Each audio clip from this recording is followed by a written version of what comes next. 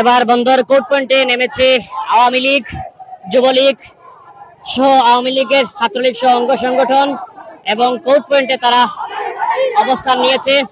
আমরা এই মুহূর্তে রয়েছে সিলেটের কোর্ট পয়েন্টে। একটি ভয়াবহ অবস্থা, একদিকে আন্দোলনকারীরা এবং পুলিশের মধ্যে দাওয়া পাল্টা দেওয়া চলছে, এবং একদিকে সিলেটের বন্দরের কোর্ট পয়েন্টের অবস্থা একেবারেই ভয়াবহ। একদিকে আন্দোলনকারী, অন্যদিকে মাঠে নেমেছে আওয়ামী লীগ, যুবলীগ, ছাত্রলীগ সহ অঙ্গ সংগঠন, এবং পাশাপাশি রয়েছে পুলিশ। অর্থাৎ বন্দরের কোর্ট পয়েন্টের সর্বশেষ পরিস্থিতি আপনাদেরকে আমরা দেখাচ্ছি, এবং কোর্ট পয়েন্টের অবস্থা একেবারেই ভয়াবহ। জোহরের আজান।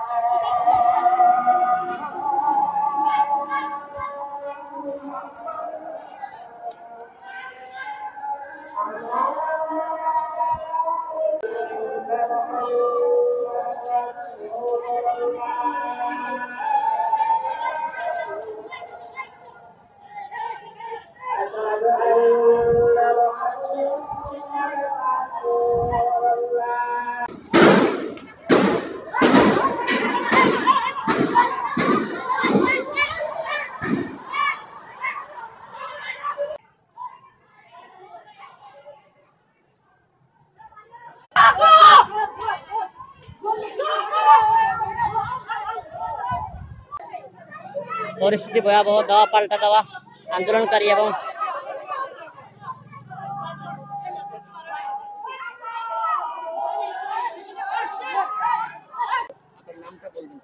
আমার নাম হচ্ছে তাসমিম বিনতে শরণ, আমি সাবেক সাধারণ সম্পাদক সিলেট জেলা যুব মহিলা লীগ।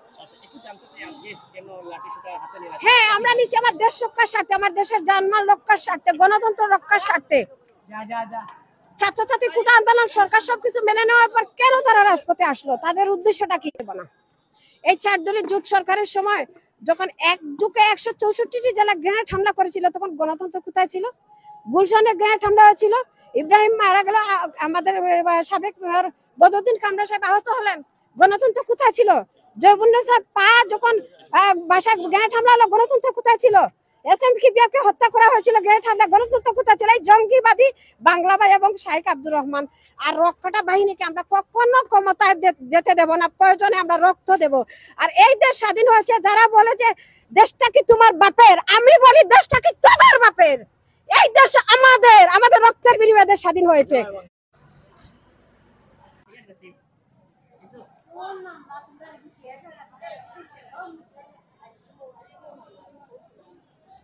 গেছি কিন্তু উঠছে না।